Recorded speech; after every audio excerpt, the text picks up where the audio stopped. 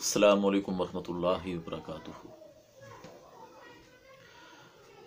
سوال ہے جی، شرمگاہ کو چھونے سے اگر وضو کیا ہو تو کیا شرمگاہ کو چھونے سے وضو ٹوٹ جاتا ہے؟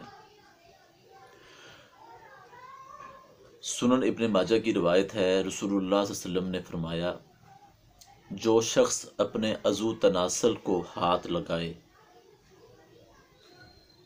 اسے چاہیے کہ وہ وضو کرے۔ اب اس میں وضاحت یہ بیان کی گئی ہے کہ اگر کپڑے کے بغیر ہاتھ لگا لیا، ٹھیک ہے، تو پھر وضو ٹوٹ چکا ہے، دوبارہ وضو کیا جائے گا۔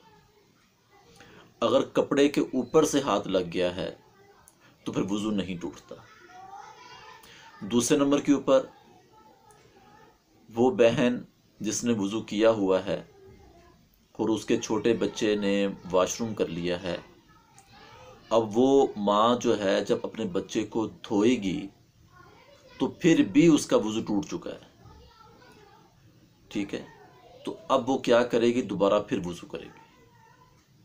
یہ اس کا جو حدیث کے اندر ہمیں جواب ملا ہے وہ میں نے آپ کے سامنے بیان کر دیا ہے۔ اللہ سے دعا ہے اللہ ہمیں عمل کی توفیق عطا فرمائے۔